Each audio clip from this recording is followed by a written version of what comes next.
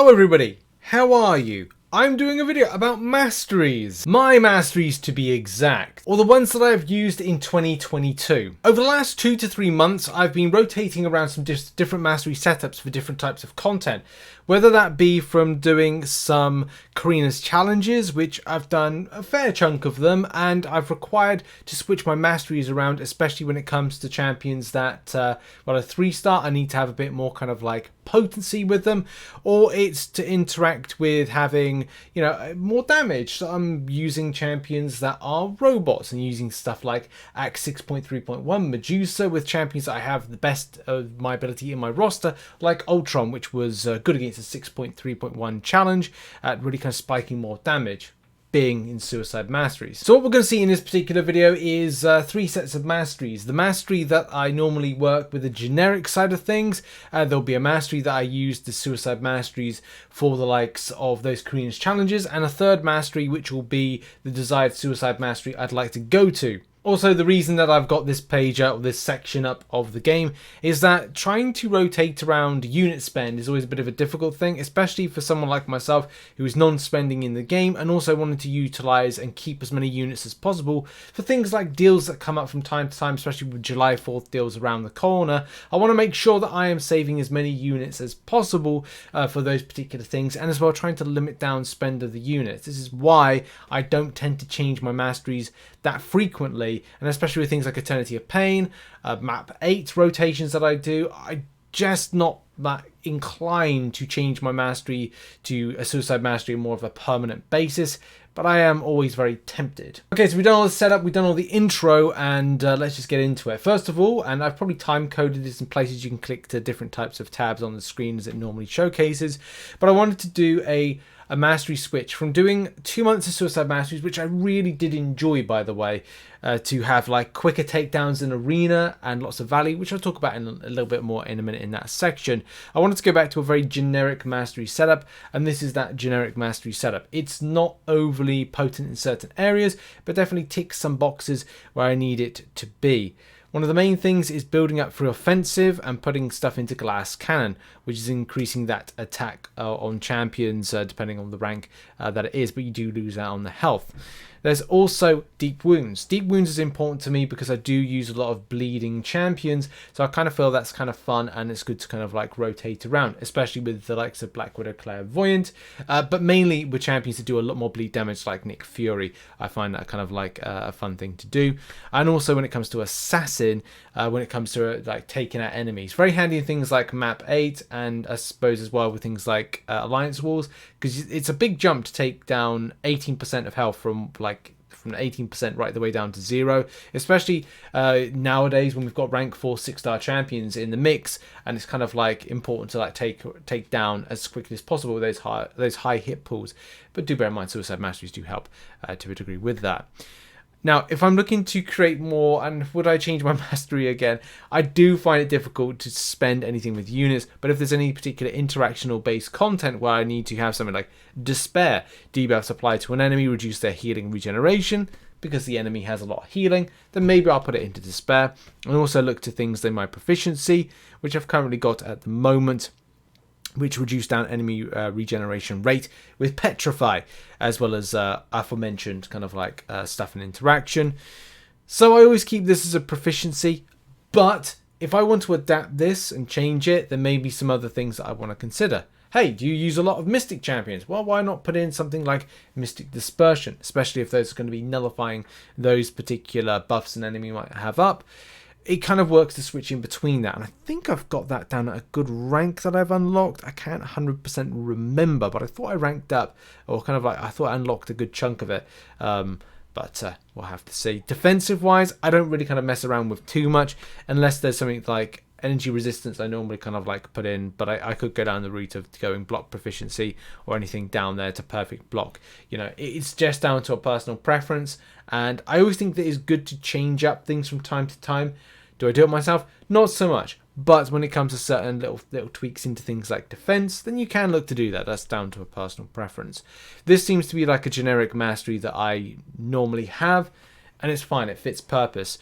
And as I said, if Kabam bring out mastery loadouts, I cannot wait. That is the one feature that I've wanted in this game for like yeah, nearly 8 years, and would be so much of a benefit to the community to have, just to constantly switch out between, okay, I'm doing arena grinding today, let's do a Suicide Mastery. This particular content requires me to have a non-suicide build. I'm going to go and switch back to a Suicide Mastery to use these champions. And that just allows players to have that freedom of movement and feel that they can be really potent in certain areas, but also very conservative and very methodical in others by switching up to certain things where they can interact with and have things like despair, or for some reason that they've got a champion that has a fury buff and they want to exploit more damage from them and do those kind of things. So that being said, let's move on to a Suicide Mastery build that I had for Karina's challenges. And one thing in particular was just missing champions that I really enjoy playing, or champions that interact well with Suicide Masteries. Suicide Mastery, just quickly for those that don't know, is a mastery setup that basically means you're going to be taking damage regardless. You can put in different things in order to mitigate that damage, and you'll be going into offensive and putting stuff into liquid courage, and as well double edge, which will basically mean you have a bleed and a poison debuff if you don't know already. The kind of way to counteract that is by going down the route of willpower and having that mastery on, as well as things like coagulate if you want to reduce down the bleed, debuff damage, and other types of masteries as well. But I mean, that's kind of like that in a nutshell, and the quickest way possible to kind of explain that. It does mean you're going to do more damage when it comes to stuff. It does mean you're going to recoil as well when you throw special attacks, so you rotate around SP3s. Right, we've got that out of the way. Let's focus on stuff that I really miss. So recently having a Suicide Mastery setup meant that I missed some champions I really enjoy playing. And they're like endless. I mean, they're on screen right now. A lot of champions I'd rank 3, 6-star that really kind of come into their own when you get to play them as 6 stars, or you get to play them in general. Whether or not it's Cosmic Ghost Rider rotating around SP3s, whether or not it's one of my personal favourites, King Groot. I love using King Groot when I got Suicide Masteries on. And there's a whole host of other champions, from Abomination, from Warlock, right the way through to Corvus, Medusa, Mole Man. The list goes on. There's tons and tons of champions that really work quite well with Suicide Masteries. And I think that even though that I set up that mastery for like 2 weeks in a certain way, and I will show you on screen that particular mastery, which is right here. This is taken from a video from a Karina's challenge that I recently did, and it was a case of like, I didn't call it the King Groot mastery, but it is very much kind of like centered around being that kind of like potent damage potential that I could really do, with kind of like more emphasis on things like the fury. So I had greater fury and enhanced fury, which increased the potency, which is really handy because, you know, a champion gets fury buffs. The same thing with like adding in stuff to courage as I did with the normal one, but also kind of greater strength. It really kind of like put some more into the offensive elements of this particular setup. And then kind of like going a little bit further on to kind of explain why I kind of put into... I mean, I think a lot of you know, when you're setting up a Suicide Mastery, you have to go into Liquid Courage and you have to go into Double Edge. 2 things that kind of ramp up your damage potential for that. And with Assassin, I kind of took that away, as I wasn't really kind of like using it. And Despair was only here because I put Despair in the in that Mastery setup because of the interaction with a particular setup. I think it was dealing with the Realm of Legends Wolverine to help kind of like mitigate that kind of like interaction a bit, which if you got Despair and you got that Petrify, I think it is Petrify, yeah, Petrify, you can have this kind of like double whammy of dealing with the healing that Wolverine has. But I wouldn't necessarily have gone that way. That was very offensive driven. This is why, you know, I've talked about in this video so far, the idea of like, okay, well, why are we kind of looking to coagulate, or in essence, willpower is the main kind of focus on that. So you're not kind of taking quite so much damage. But yeah, like that's how that's kind of done. And it shows on things like this setup, because this setup is nothing in defense. And as I said, that is why you need the likes of willpower and stuff like that. So it was very offensive driven. It's one of these masteries that... it's down to player perspective. Putting 45 points into the offensive side of things means that I'm probably taking on some specific type of content that really requires that particular type of drive. But yeah, it was a funny one. Now, we've done masteries of the past, the present, and what is of the future.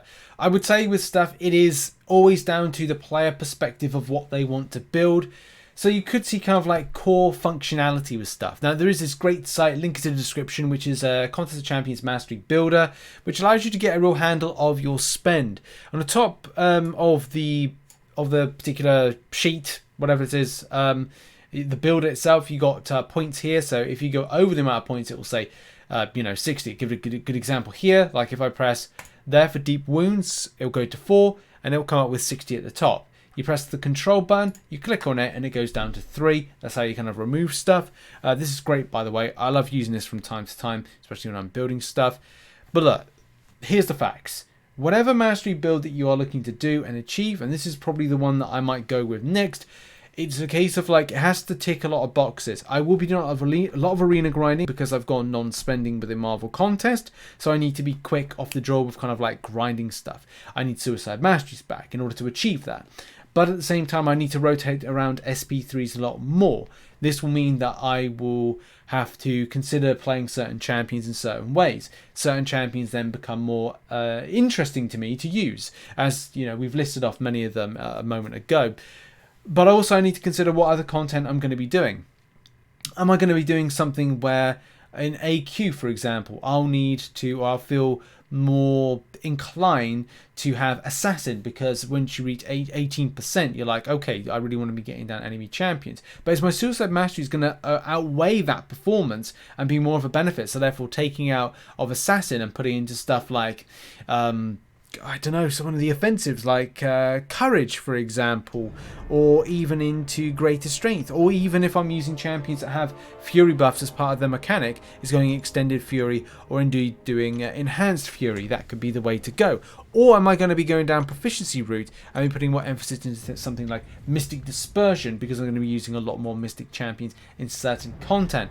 Definitely, if there was scope to go into different areas where Mystics were key, then of course, then that would be like the way to go. But as well, where proficiencies lie, I'm personally a big fan of Petrify, especially when sometimes comes for like champions that are, dealing with regeneration, or I want to do with regeneration, but I don't have, say, the correct champion for the job. Then I need a kind of a juggle between Despair and Petrify and those particular masteries in suppressing those elements.